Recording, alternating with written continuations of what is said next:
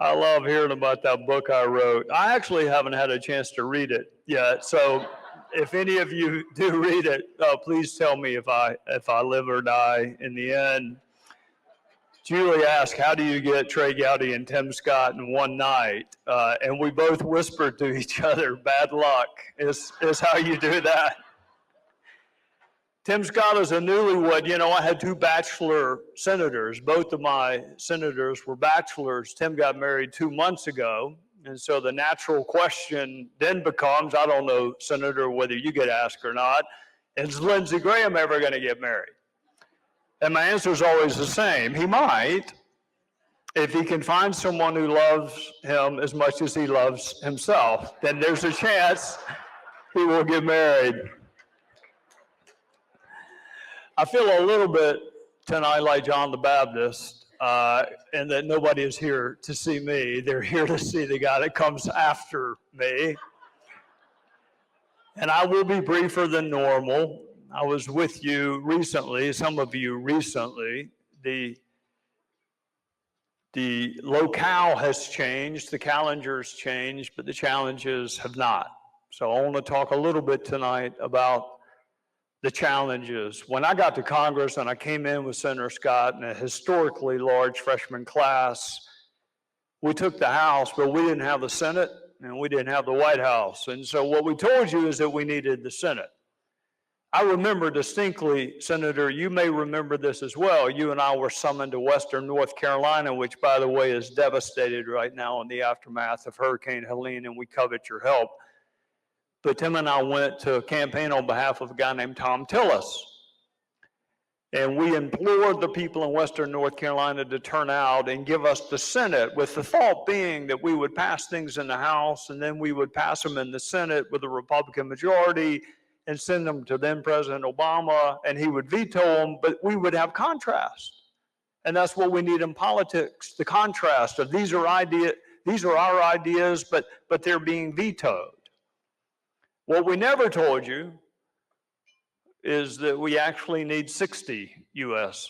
senators. We never told you, you know, there are really kind of factions within the Republican Party. We have a really difficult time getting along with one another oftentimes. We told you we need the House and the Senate, and you gave it to us. And then we came back to you and said, you know, we actually need the White House too. We need the House, the Senate, and the White House. When you have the White House, you control foreign policy, you control executive action, you control Supreme Court nominees and U.S. attorneys and U.S. marshals. We really need it all. If you could just trust us with all of it. And you did. We had the House, the Senate, and the White House.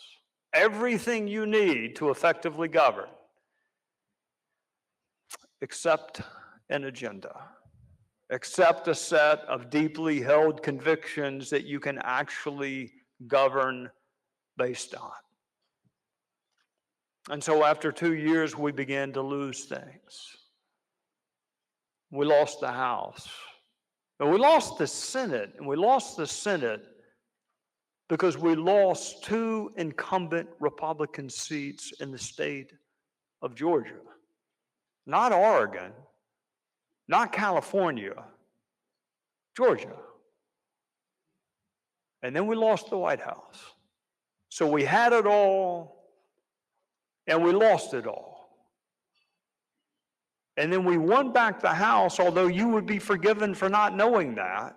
Sometimes it's hard to tell that we actually control the House. The most noteworthy thing they did is replace one speaker with another speaker who's doing pretty much the same thing the old speaker did.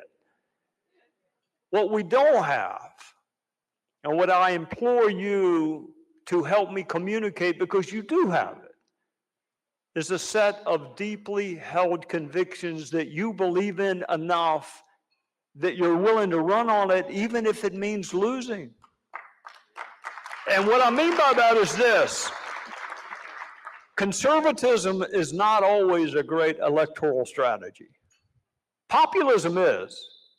Populism's great. Just go find out what people believe and regurgitate it back to them, hire a pollster, spend a little bit of money on voter turnout, and you can win. The problem is people change their minds about what they want. That's the shortcoming of populism. It's easy, but you can't build something that's sustainable based on populism. Conservatism, on the other hand, doesn't tell people what they want to hear. It politely, respectfully, with civility, tells them what they ought to hear. And that's the difference. And that's what I want to equip you or implore you to do. Look, we're in Idaho. Idaho is a red state. South Carolina is a red state. It doesn't take a ton of courage to be a Republican in South Carolina. I mean, we had two Democrats left. We had Mr. Clyburn, and then we had another one, and we wound up sending that person off to the Smithsonian. So we really only have one now left in the entire state. So what do? We fight among ourselves. But to the south, there's Georgia, where, yes, there's a Republican governor, but both U.S. senators, both of his colleagues are Democrats. In the state of Georgia, in North Carolina, our cousins to the north, the governor is a Democrat. You look around you may be red, but you are surrounded by states that are as blue as my wife's eyes. So how do you change that? How do you do more than just validate and ratify what people around you already believe?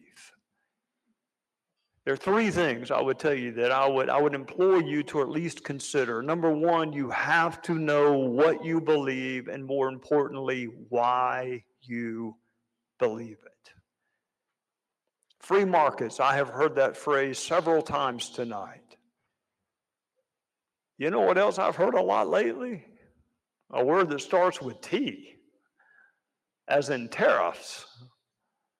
Can we explain the virtues of free market? Can we explain what our trade policy is and why it is what it is? And can we do it in a compelling, convincing way that appeals to both the manufacturers and the folks who own the manufacturing facility? Do you know the issue well enough to be persuasive on it? Education. Education ranks at the top of many voters' lists. Can you explain that you agree? It's the closest thing we have to magic in our culture.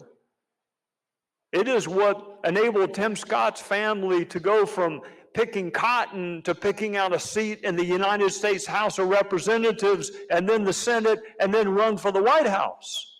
That's the magic and power of education. But can you also explain that those decisions don't need to be made in Washington, D.C. They need to be made by your local school board or in the state of Idaho? Can you explain that in a country full of freedom, for every freedom you have, there is a corresponding responsibility? The two cannot coexist without one another. I'm not the Bible scholar that the guy coming after me is, but I'm pretty sure there's a verse that says, you shall know the truth, and the truth shall set you free. It's the truth that comes first. It's the freedom that is the byproduct of knowing the truth. And the truth is, for every one of these freedoms that we cherish, there is a corresponding responsibility. Yes, we have the freedom of speech. With that comes the responsibility to tell the truth. Yes, we have the freedom to keep and bear arms. With that comes the responsibility to exercise that freedom in a safe way that doesn't result in dead school children. Can you explain that? And can you do it not to one another, but can you go next door where it's much more challenging? You know, I just left Chicago, and I made it out alive, for which I'm grateful. And I'll be in Portland, Oregon tomorrow. Oregon is very different from Idaho. I'm going to try to go into the lion's den and make the case. You are already the converted. We have to make the case to those that don't see it yet. And it starts by knowing what you believe and why you believe it. You know, I was a lawyer before I was saved, and I guess I'm still a lawyer. And I was in Congress, so you can trust me. But I believe very much in due process. I believe in due process so much that I'm even willing to give it to my opponents. That's how much I believe in this system that we have, that you're presumed innocent, that we don't chant, lock someone up before there's been a jury trial or any adjudication of guilt. That sounds more like a third world country. And I see it being done on both sides now, these catatonic chants of lock someone up when that person is presumed innocent. There hasn't been a trial, there hasn't been a verdict, there hasn't been a sentencing. If we really believe in respect for the rule of law, do we practice it? Do we practice due process? And speaking of the rule of law, are we able to convince people that we believe in it not just because we want to fill the prisons up, but because the law actually is the most unifying, equalizing force that we have in our culture? Tim Scott and I were asked to go to Liberty University to speak on the majesty of the law and the power of the Constitution. And it hit me actually sitting on the airplane. I don't even know if I've shared this with him or not, but it hit me sitting on the airplane that I am going to Liberty University with a man of color to extol the virtues of a document that considered him to be 3/5 of a person. We are going to extol the virtues of law when it was the law that said we could not go to school together when we were kids. We're going to tell people about the majesty of the law when the law at one point would not even allow us to stay in the same hotel with one another. So it's not that we want to be a country of laws and not men, although that's what Madison said we are. What we really want to strive to be is a country of good laws, passed by good men and women. That's better. Can you explain that to people? Can you explain it to a young person that sees us as having a different view of the justice system, that we're vindictive, that we're retributive? We don't need to persuade one another. And we may can win elections in Idaho without persuading anyone. But we have lost 6 out of the last 7 popular votes for the presidency. And look, I understand our framers weren't huge fans of populism. That's why they gave you an electoral college. That's why originally your senators were not even elected by you. They were elected by your state legislative bodies. They weren't huge fans of populism. But we changed that. Now we elect our senators. Our country is making progress. Our country has had pain in the past. We're making progress, incredible progress. But it's really the promise of tomorrow that we ought to be focused on. And what we saw this week in the vice presidential debate, I think, in my judgment, is what a well-prepared conservative with a dash of civility can look and sound like. And I thought he did a remarkable job. I thought he did a remarkable job. It wasn't just fighting Tim Walz. He was fighting a couple of moderators in the process also. But not just the content of what came out of his mouth, but the way in which he communicated, which is my second point to you. It's not just what we believe and why we believe it. Yeah, we have to be able to tell people that. But the manner in which we communicate is so important. I mean, do we communicate hope? The men and women who are serving us tonight, I wonder if we take note of the fact that they have the same hopes and dreams for their kids and grandkids that we have for our own. I wonder if we have taken note that maybe one of our servers is working his or her way through school, maybe possibly to be the first person in their family to actually graduate college. Do we talk in hopeful terms? Do we inspire people? Tim Scott and I were eating dinner together one night in Washington, and he said, "I want to shock the world, Trey." And so I thought the same thing you're thinking, that he was going to buy dinner that night. But apparently he wanted to shock the world, but not quite that much. He said, "I want to write a book together." I said, "Senator, it would shock the world if you and I read a book. No, we don't have to write one. And plus, what would we write one about?" He said, "I want to write a book about the power of pursuing an unlikely friendship. A friendship with someone who doesn't look like us, who doesn't worship like us, but someone that we can search and seek for that commonality." Yeah, I'm a prosecutor. I grew up surrounded by cops. I think I've been stopped maybe a handful of times in my life, and it drives my wife nuts. They never write me a ticket no matter how fast I'm driving, because I used to be the district attorney. All they want to do is say, "Hey, do you remember that old case we prosecuted together?" And she's sitting there about to pull her hair out saying, "You got to get my husband to drive slower, not sit here and chat about the good old days." That's my experience with law enforcement. The man you're going to hear from was stopped 9 times in 1 year as a United States Senator.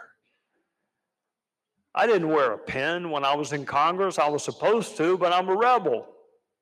I don't like following the rules. So I didn't want to wear that pin, that little thing that Gollum or Smeagol or whatever in Lord of the Rings carried that ring around with him. I didn't want to have that thing on me. He wore his. And 2 times I can think of, actually, hands were laid on him physically to prevent him from entering his workplace. Now, you want to tell me that wasn't because of the color of his skin? So if I want to know what life is like as an African American man, how in the world am I ever going to know that if I don't borrow the eyes of a brother who has lived it?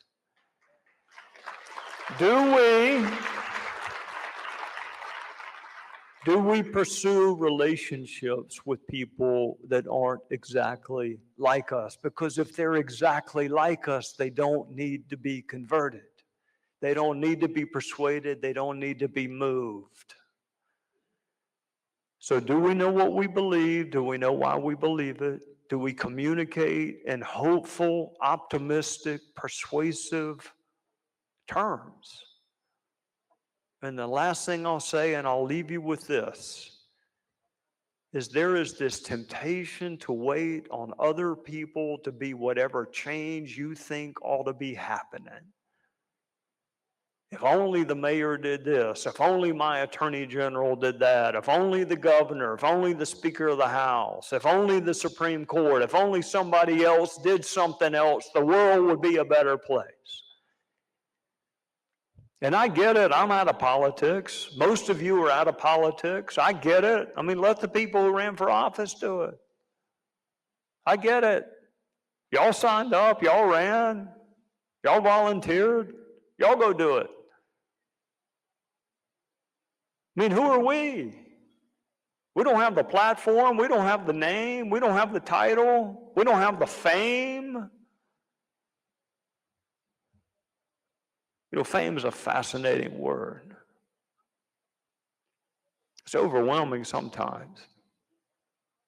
Back when I used to fly into Washington, you're just overwhelmed by this sense of your own inadequacy when you look out at the Washington Monument and the Lincoln Memorial and the Memorial to Dr. King, and every building on Capitol Hill is named after someone famous, and every room inside the building is named for someone famous. And here you are sitting in row 25F on an airplane, staring out, just kind of mired in your own mediocrity, your own ordinariness. And then even a guy from South Carolina eventually figures out there's another side to the airplane. And you see these gently rolling hills punctuated with elegant white crosses. And I'd struggle to name 5 people buried there. So who do you think built this country? Who do you think defended this country? Who do you think defended other people's countries, and all they asked for in return was enough space to bury their dead while they were fighting other people's wars? Average, everyday Americans who found something a little bit bigger than themselves to serve, to sacrifice for. So if you're waiting on a messenger, you will see him or her tonight when you brush your teeth. It is you. I cannot convince the people in your sphere of influence. I don't know them. And if they're from Idaho, they're not going to understand my accent anyway. You have to persuade people in your own sphere of influence. And you have to be whatever change it is that you want to see. And if we work together and if we do those 3 things, if we know what we believe and why we believe it, if we communicate in a hopeful, optimistic way, and if we empower groups like this one to spread the message, to do what you can't do because you're running your lives and you're running your families, but there are people who are willing to do it. They're willing to write the briefs and make the argument and do the persuading and do the movement. They just need your help to do it. If we can do all 3 of those things, then we can make sure that we remain the greatest experiment in self-governance the world will ever know. God bless you. Thank you for letting me be with you.